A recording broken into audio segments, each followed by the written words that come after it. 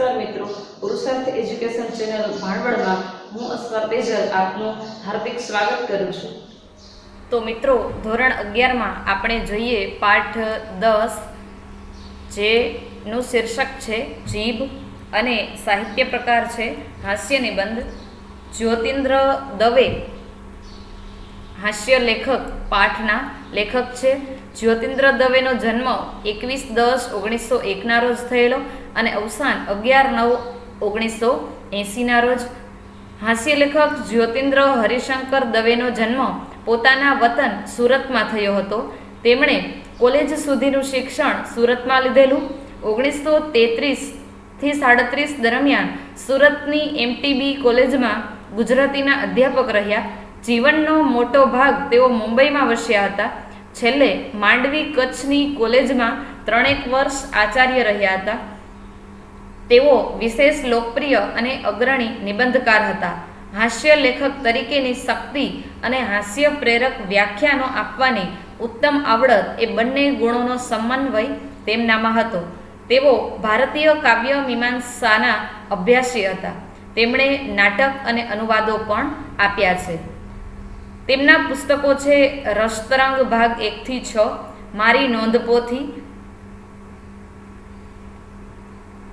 રેતીની રોટલી, પાનના બીડા, અલ્પાત્માનું આત્મપુરાણ, નજર લાંબી અને ટૂંકી, ત્રીજું સુખ, રોગ યોગ અને પ્રયોગ, જ્યાં ત્યાં પડે નજર મારી તથા પ્રતિનિધિ હાસ્ય લેખોનો સંગ્રહ જ્યોતિન્દ્ર તરંગ છે, જેમાં ઉત્તમ હાસ્ય નિબંધો છે। ધનસુખલાલ મહેતા સાથે તેમણે અમે બધા નામની હાસ્યસભર નવલકથા આપી છે। હાસ્યની વિવિધ પ્રયુક્તિનો આશ્રય લેતી એમની શૈલી હાસ્ય જન્માવે છે। તેમને રણજીતરામ સુવર્ણચંદ્રક તથા નર્મદ સુવર્ણચંદ્રક પ્રાપ્ત થયા હતા। અહીં પાઠ 10 જીભ કૃતિમાં જીભ વિશે જણાવતા લેખક કહે છે કે મનુષ્યની સર્વે ઇન્દ્રિયોમાં જીભનું સ્થાન વિશિષ્ટ છે। જીભ એક છે પણ કામ બે કરે છે, સ્વાદ પારખવાનું અને બોલવાનું। જીભ જન્મથી મરણ અને મરણ પછી પણ વાણી રૂપે અમર રહે છે। રસાસ્વાદનો અધિકાર પણ જીભને મળ્યો છે। જ્ઞાન અને કર્મનો સુંદર સમન્વય તે સાધી શકે છે। શરીરની વ્યાધિઓનો પરિચય પણ જીભથી થાય છે। શરીરમાં પ્રસરેલા રોગોનો પરિચય પણ જીભથી થાય છે। જીભથી મનુષ્યના સંસ્કારોની ઓળખ થાય છે। માન અને અપમાનના અનુભવો જીભથી જ થાય છે। કેટલીક જીભ કાતરનું કામ કરે છે તો કેટલીક સોયની ગરજ સારે છે। મનુષ્યની તંદુરસ્તી, નીતિ, વિવેક, ધર્મ આદિ એનું આખું જીવન જીભને આધારે વિકસે છે કે વણસે છે। જીભને આધારે જ આપણે પડી શકીએ છીએ અને ચડી પણ શકીએ છીએ। ઈશ્વરે જીભને છૂટી કરી શકાય એવી રચના કરી હોત તો કેટલું સારું થાત। કંકાસ, મારામારી, ગાળાગાળીના પ્રસંગે જીભને કાઢી ગજવામાં મૂકી દઈ આવા કેટલાય પ્રસંગો સુધારી શકાયા હોત। ક્યારેક કોઈની જીભ અદલા બદલી થઈ જાત પણ તેમાંય ફાયદો જ થાત। રામનું રટણ કરનારી જીભ કોઈ ખ્રિસ્તીના મોંમાં તો રહીમને ભજનારની જીભ કોઈ બ્રાહ્મણના મુખમાં જઈ ચડે તો આપોઆપ રામ, રહીમ અને ગોડની એકતા સિદ્ધ થઈ જાય। આ નિબંધમાં હળવો ગંભીર વિષય લઈ લેખક ઉત્તમ કક્ષાનું હાસ્ય જન્માવી શક્યા છે। એટલું જ નહીં, આ હળવાશની સાથે સાથે જીવનની ગંભીર સમસ્યાઓના સમાધાનની કલ્પના કરી ઉત્તમ ઉપદેશ પણ આપ્યો છે। જીભ વિશે લેખક લખે છે, મનુષ્યની સર્વે ઇન્દ્રિયોમાં જીભનું સ્થાન વિશિષ્ટ છે। બીજી બધી ઇન્દ્રિયો કરતાં એનું મહત્ત્વ પણ વધારે છે। કાન, હાથ, પગ વગેરે બબ્બે ઇન્દ્રિયો છે ને તે કાર્ય એક જ કરે છે। એક સાંભળવાનું કામ કરવા માટે 2 કાન, એક શ્વાસ લેવાનું કાર્ય કરવા માટે 2 નસકોરા, ચાલવાના એક કાર્ય માટે 2 પગ, જોવાના કામ માટે 2 આંખો, પણ બોલવાનું અને સ્વાદ પારખવાનું એમ 2 કામ માટે એકલી જીભની જ નિમણૂક કરવામાં આવી છે। એકલી જીભને જ નીમવામાં આવી છે। એટલે જીભનું બધી જ ઇન્દ્રિયોમાં મહત્વનું સ્થાન છે। ઘણી ખરી ઇન્દ્રિયો પર આપણો કાબુ નથી। આપણી ઈચ્છા વિરુદ્ધ પણ પર સંસ્કારની અસર એના પર થયા વગર રહેતી નથી. કોઈ આપણને ગાળ દેતું હોય ને તે સાંભળવી આપણને કુદરતી રીતે જ ન રૂચે, ન ગમતી હોય તો પણ આપણા પોતાના કાન એ ગાળ આપણા મગજ સુધી પહોંચાડ્યા વિના નહીં રહે. ન જોવા જેવું આંખ અનેકવાર જુએ ને માથું ફેરવી નાખે એવી દુર્ગંધ નાસિકા મગજને પહોંચાડે છે. આ કુદરતી છે, એને આપણે રોકી શકતા નથી. કોઈ આપણને ગાળ દેતું હોય તો આપણે કાન બંધ કરી લઈએ, છતાં આપણને સંભળાય તો છે જ. હા, એ આપણને ગમતું નથી પણ સંભળાય તો છે જ. પરંતુ જીભની ઉપર તો મનુષ્યની પૂરેપૂરી સત્તા પ્રવર્તે છે. આપણી જીભ ઉપર તો આપણી પૂરેપૂરી સત્તા છે. બોલવું કે ન બોલવું એ તો આપણા હાથમાં છે. એની ઈચ્છા હોય તો જ બોલવાનું કે સ્વાદ આપવાનું કાર્ય જીભ કરી શકે, અન્યથા નહીં. કાન છે એ કુદરતી જ સાંભળી લે છે. નાક છે એ કુદરતી સુગંધ લઈ લે છે. પણ જીભ, જો એની ઈચ્છા હોય તો જ બોલવાનું કે સ્વાદ આપવાનું કાર્ય જીભ કરી શકે છે, અન્યથા નહીં. આપણે બીમાર પડ્યા હોઈએ તો જીભ છે એ આપણને સ્વાદ આપતી નથી. એટલે જીભની ઈચ્છા હોય તો જ બોલવાનું અને સ્વાદ પારખવાનું કાર્ય એ કરી શકે છે, નહીતર નહીં. બોલવાનું ને ખાવાનું, દુનિયાના બે મોટામાં મોટા કાર્ય એક નાનકડી જીભ બજાવે છે. માનવ જીવનમાં આના કરતાં વધારે ઉપરયુક્ત કે જરૂરી બીજા કોઈ કાર્ય નથી. એ બંને કાર્યની મનુષ્યના જન્મથી શરૂઆત થાય છે ને જીવનનો અંત આવતા સુધી ચાલે છે, અથવા મનુષ્યના મરણ પછી પણ એની જીભનું કાર્ય તો ચાલુ જ રહે છે. એના મત, અભિપ્રાય, વચન આદિનો પાછળનાઓ વારંવાર ઉલ્લેખ કરી એની વાણીને અમર બનાવે છે ને એની પાછળ 12મું, 13મું શ્રાદ્ધ, વર્ષી આદિ પ્રસંગો યોજીને એની રસાસ્વાદની અભિલાષાને મરણ પછી પણ સંતોષે છે. અને હાલ તો ટેકનોલોજીનો યુગ છે, એટલે આપણી જીભ જ્યાં જ્યાં રેકોર્ડ થઈ હશે એ આપણા મરણ પછી વર્ષો પછી પણ આપણા સંતાનો પેઢી દર પેઢી સાંભળે છે. જીવનનો અંત આવતા સુધી એ ચાલે છે, અથવા મનુષ્યના મરણ પછી પણ જીભનું કાર્ય તો ચાલુ જ રહે છે. એના મતો, અભિપ્રાયો, વચનો આદિનો પાછળનારાઓ વારંવાર ઉલ્લેખ કરી અને તેની વાણીને, વ્યક્તિની વાણીને અમર બનાવે છે. આમ જીભનું કાર્ય મનુષ્યના જન્મથી શરૂ થાય છે ને એ મરણ પછી પણ ચાલુ રહે છે. વૃદ્ધાવસ્થામાં બીજી ઇન્દ્રિયો શિથિલ, ઢીલી પડી શકે છે, ત્યારે પણ જીભ તો એવી ને એવી બળવાન રહે છે. વૃદ્ધાવસ્થામાં બીજી ઇન્દ્રિયો તો શિથિલ, ઢીલી થઈ શકે, પણ જીભ તો એવી ને એવી શક્તિશાળી રહે છે. ઘણીવાર તો બીજી ઇન્દ્રિયોની શક્તિ એનામાં ભેગી થતી હોય એમ લાગે છે. ઘરડી આંખ, ઘરડું મગજ એ નિર્બળતાની નિશાની છે, પણ ઘરડી જીભ એટલે અનુભવે અને સંસ્કારે, બળમાં અને કળમાં દુર્જયી બનેલી જીભ એમ જ સમજવાનું.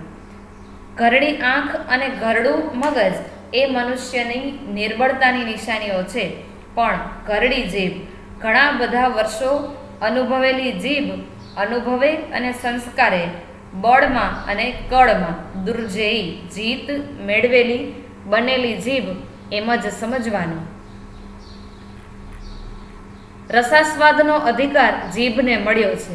એના વડે જ સ્વાદનું જ્ઞાન થાય છે, માટે એને જ્ઞાનેન્દ્રિય ગણીએ તો ગણી શકાય. રસાસ્વાદનો અધિકાર જીભને મળ્યો છે. રસોને આપણે જીભ વડે માણીએ છીએ, એના વડે જ સ્વાદનું જ્ઞાન થાય છે, માટે એને જ્ઞાનેન્દ્રિય ગણીએ તો ગણી શકાય. બોલવાનું કાર્ય એ કરે છે એટલા માટે એને કર્મેન્દ્રિય પણ ગણી શકાય. શ્રીમદ ભગવદ્ ગીતાની પેઠે, શ્રીમદ ભગવદ્ ગીતાની જેમ જ્ઞાન ને કર્મનો એ સુંદર સમન્વય સાધી આપે છે. જ્ઞાન અને કર્મનો એ સુંદર જોડ મેળવી આપે છે. મનના વિચારને હૃદયની ઉર્મિઓને જીભ જ વ્યક્ત કરે છે.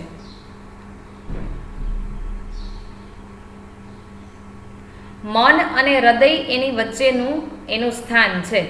આપણું હૃદય અને આપણું મન એ બેની વચ્ચે જીભ રહે છે. તે બહુ સૂચક છે. બંનેને એના વિના ચાલતું નથી. બંનેના પ્રતિનિધિની ગરજ એ સારે છે. મન અને હૃદય બંનેને જીભ વગર ચાલતું નથી. તેના મુખ્યમંત્રીની ગરજ એ સારે છે. કેમ કે આપણે મન દ્વારા જે સંદેશો આપીએ છીએ, આપણું મન જે સંદેશો આપે તે જીભ બીજા સુધી પહોંચાડે છે. એટલે મન અને હૃદયમાં ચાલતા વિચારો પણ જીભ દ્વારા વ્યક્ત થાય છે. એટલે એ બંને માટે તે મુખ્યમંત્રીની ગરજ સારે છે. મનના વિચારને હૃદયની ઉર્મિઓને જીભ જ વ્યક્ત કરે છે. વિદ્યાર્થીઓને ગણિત કે તત્વજ્ઞાનના મુશ્કેલ કોયડાઓ સમજાવતી જીભ જ પ્રિયતમાના સાનિધ્યમાં પ્રિય વચનો ઉચ્ચારે છે, લાગણીભર્યા વચનો ઉચ્ચારે છે.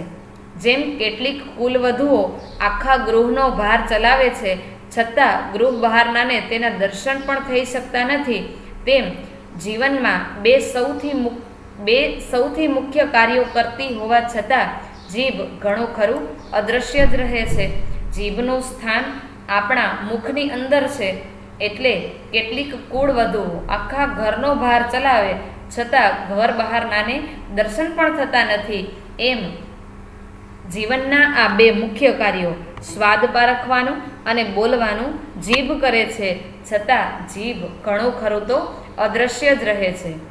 સ્નિગ્ધ, કોમળ, સુકોમળ, નાની, નાજુક અને નમણી એવી જીભ અનેક રીતે સ્ત્રીઓ જેવી છે.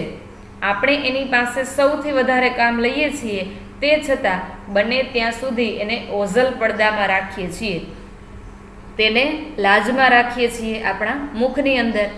રસોઈ બનાવીને સ્ત્રી આપણી સ્વાદ વૃત્તિને પોષે છે અને સુંદર ઘરેણાં લુગડા પહેરી આપણી અભિમાન વૃત્તિને પોષે છે.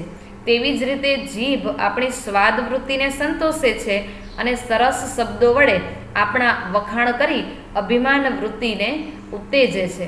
સ્ત્રીની જેમ જીભ પણ ઘાયલ કરે છે અને ઘા રૂઝાવે છે. તુમ્હીને દર્દ દિયા હે તુમ્હી દવાઈ દેના, એમ માસુક કહે છે, તે જ રીતે જીભને પણ કહી શકાય. માસુક એક શાયર કહે છે, તુમ્હીને દર્દ દિયા હે તુમ્હી દવાઈ દેના. એમ આપણે જીભને કહી શકીએ. કોઈનું અપમાન કરી એને ઘાયલ કરનારી જીભ પાછળથી જરૂર પડીએ તેના વખાણ કરી પોતે પાડેલા ઘાને રૂઝાવી પણ શકે છે. પુરુષના પાપોનું પ્રાયશ્ચિત કેટલીક વાર સ્ત્રીને કરવું પડે છે, તેમ પેટ વગેરેના રોગના ભોગ જીભને બનવું પડે છે. પેટમાં અપચો થતાં જીભ પર ચાંદી પડે છે. પેટની વાત જીભ તરત જ કહી દે છે. અબળા વર્ગ તરફથી ઘણીવાર ગૃહના છિદ્ર, ઘરની વાતો બહારનાને જાણવા મળે છે. તે જ પ્રમાણે રોગના નિદાન માટે તજજ્ઞો, ડૉક્ટરો જીભ પર ઘણો આધાર રાખે છે.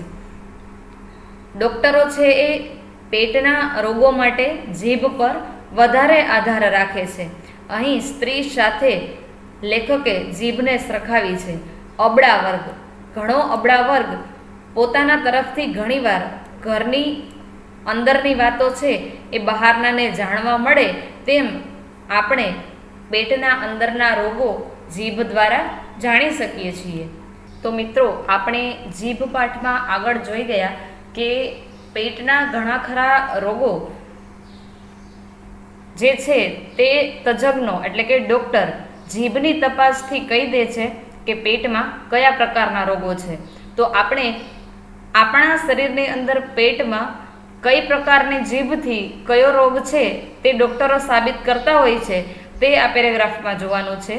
તમે રોગોને જીભની સાથે સરખાવીને ટીક કરતા જજો, જેથી એક એક માર્કના પ્રશ્નની અંદર આપણને કામ આવે.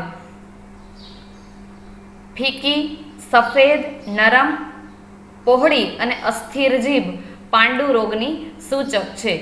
ફીકી એટલે કે સ્વાદ વિનાની, સફેદ, નરમ, પહોળી અને અસ્થિર જે સ્થિર ન રહેતી હોય તે પાંડુ રોગની સૂચક છે. એક રોગનું નામ પાંડુ રોગ શેનાથી થાય? ફીકી, સ્વાદ વિનાની, સફેદ, નરમ અને પહોળી તેમજ સ્થિર ન રહેતી જીભથી પાંડુ રોગ થાય છે. ભૂરાશ પડતી જીભ છાતીમાં દર્દોનો સંભવ દર્શાવે છે. છાતીમાં દર્દ હોય તો તેની જીભ છે એ ભૂરા રંગની થઈ જાય છે. વચ્ચે છારીવાળી અને સૂને છેડે રતાશવાળી જીભ અપચો અને અન્ય ઉદર રોગનું સૂચન કરે છે. વચ્ચે છારીવાળી અને સૂને છેડે બંને છેડે રતાશવાળી જીભ અપચો, પેટમાં જે તે અનાજ ન પચવું અને અન્ય ઉદર રોગોનું સૂચન કરે છે. મુખ બહાર કાઢતા જેની જીભ સ્થિર ન રહી શકે તે મનુષ્ય નશો કરતો હશે એમ કહી શકાય. મુખની મોઢારી બહાર કાઢતા જેની જીભ સ્થિર ન રહી શકે તે મનુષ્ય નશો કરતો હશે, કેફી પદાર્થ લેતો હશે એમ કહી શકાય. મુખ બહાર કાઢતા એક બાજુથી બીજી બાજુએ જીભને હલાવી ન શકાય તો એ પક્ષઘાતનું ચિહ્ન ગણાય. મુખની બહાર જીભને કાઢતા ડાબીથી જમણી તરફ જો જીભ ન હલે તો પક્ષઘાતનું નિશાન ગણાય. આમ જીભ દેહના અનેક દર્દો ખુલ્લા કરે છે. જીભ આપણા શરીરના, પેટના અનેક રોગો ખુલ્લા કરે છે. પરંતુ જીભ માત્ર શરીરની વ્યાધિઓને જણાવતી નથી. જીભ માત્ર શરીરના રોગોને જ નહીં, એ મનુષ્યના ગામ, જાતિ આદિની પણ માહિતી વગર પૂછીએ આપી દે છે.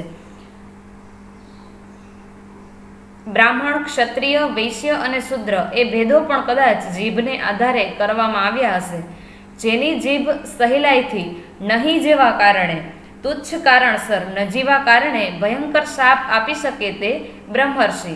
જેની જીભ નજીવા કારણસર નાનકડા કારણમાં શાપ આપી દે તે બ્રહ્મર્ષિ.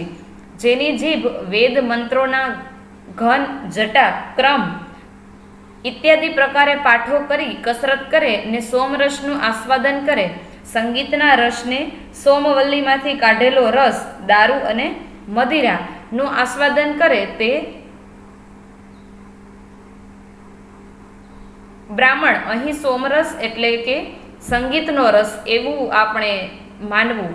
જીભ વેદ મંત્રોના ઘન, જટા, ક્રમ ઇત્યાદિ પ્રકારે પાઠો કરે, કસરત કરે અને સોમરસનું આસ્વાદન કરે, સંગીતના રસોનું આસ્વાદન કરે તે બ્રાહ્મણ. જેની જીભ વીરરસની વાતો કરે ને કસુંબા પાણીમાં રાંચે તે ક્ષત્રિય.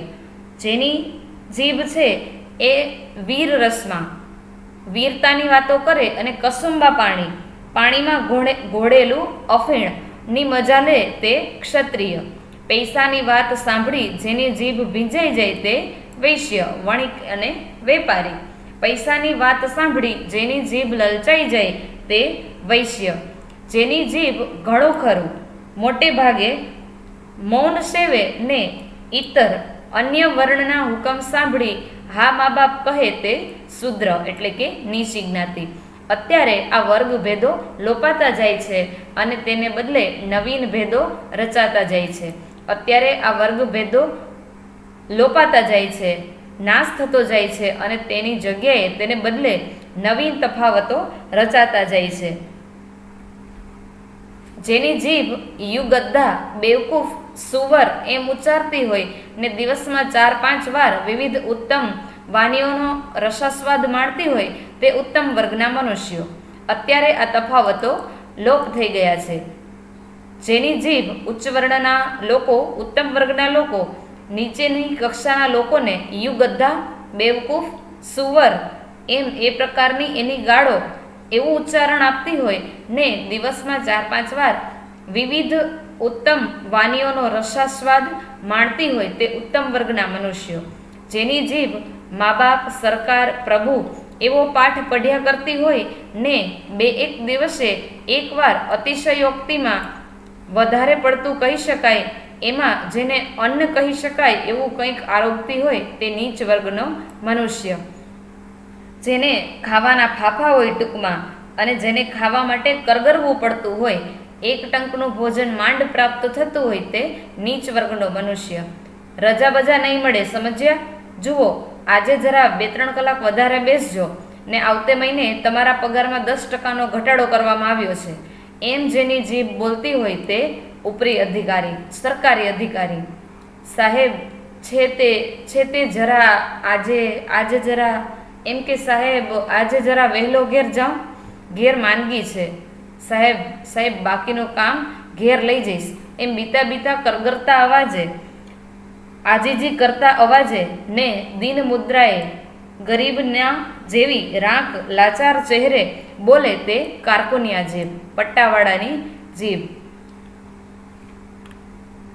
જેથી કહી શકાય કે જીભ મનુષ્યનું સત્તા, મનુષ્ય છે એ કયા સ્ટેજે છે એ પણ દર્શાવે છે. જીભ આમ માણસના જાતિકુળ જ નથી જણાવી દેતી, પરંતુ એ કયા શહેર કે ગામનો છે તે પણ કહી દે છે. એક વખત ભરૂચમાં મેં 2 મનુષ્યોને વાગયુદ્ધ ખેલતા જોયા હતા. વાગયુદ્ધ ખેલવું એટલે કે માત્ર શાબ્દિક યુદ્ધ, ગરમા ગરમ ચર્ચા કરતા હતા. તે વેળા મને બહુ નવાઈ લાગી હતી. તે વખતે મને આશ્ચર્ય થયું. વાગયુદ્ધ ખેલતા હતા તેની નવાઈ નહોતી, તે મુખોમુખ ચર્ચા કરતા હતા, ગરમા ગરમ ઝઘડો ચાલુ હતો તેનું આશ્ચર્ય નહોતું.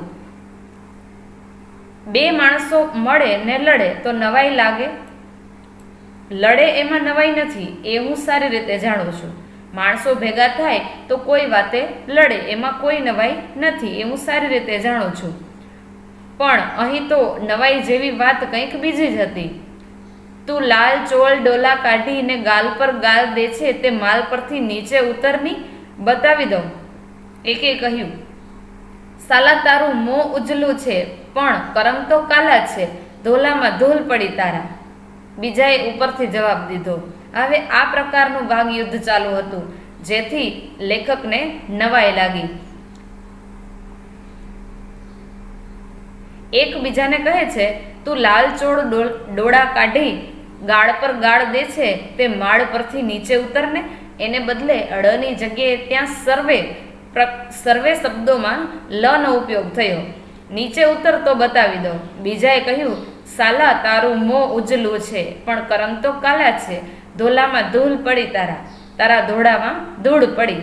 બીજાએ ઉપરથી જવાબ દીધો. આ બંને યોદ્ધાઓએ એક મતે ળકારનો બહિષ્કાર કરેલો જોઈ મને નવાઈ લાગી. બંનેએ ળના ઉચ્ચારણનો અસ્વીકાર, ત્યાગ કર્યો છે એ જોઈ મને નવાઈ લાગી. તે પછી ભરૂચમાં લગભગ બધા જ માણસોને મેં ળને સ્થાને લ વાપરતા સાંભળ્યા હતા. સુરત, વડોદરા, અમદાવાદ બધે સ્થળે ળ બોલાય છે, તે ભરૂચમાં કેમ બોલાતો નથી? એ ઉચ્ચાર શાસ્ત્રનો વિષમ કોયડો, અઘરો અને અટપટી સમસ્યા. મને લાગે છે કે બાળપોથીમાં નળનું ચિત્ર આપી તે પરથી ળકાર શીખવવામાં આવે છે ને ભરૂચમાં નળ નથી, તેથી કદાચ ભરૂચવાસીઓએ નળની સાથે ળનો પણ બહિષ્કાર, અસ્વીકાર કર્યો હશે. પણ એ સાથે આપણને જાજી નિસ્બત નથી, એ સાથે આપણને જાજો સંબંધ નથી. ળકારનો બહિષ્કાર કરનારી જીભ ભરૂચવાસીની છે એમ તરત જણાઈ આવે છે. તે જ રીતે હવાકાનું હેર હાક માગનારી સુરતી જીભ ને સડકું ખોદીએ છીએ ને રાબુ પીએ છીએ એમ કહેનારી કાઠિયાવાડી જીભ પણ પોતાના નિવાસસ્થાનની ખબર આપી દે છે. ળકારનો બહિષ્કાર કરનાર ભરૂચી લોકો સની જગ્યાએ સવાકાનું શેર શાક, જૂના જમાનાના 4 પૈસાનું શેર શાક, એને બદલે હવાકાનું હેર હાક માગનારી સુરતી જીભ ને સડકું ખોદીએ છીએ ને રાબુ પીએ છીએ, સડકો ખોદીએ છીએ અને રાબ પીએ છીએ એમ કહેનારી સની જગ્યાએ હ નો ઉચ્ચારણ કરનારી કાઠિયાવાડી જીભ પણ પોતાના નિવાસ સ્થાનની ખબર આપી દે છે. એટલે કે ઉચ્ચારણ પણ પરથી પણ પ્રદેશ, કુળ અને ગામ વર્તાઈ આવે છે. હવે આપણે આગળના ભાગમાં આ પાઠને ભણશું.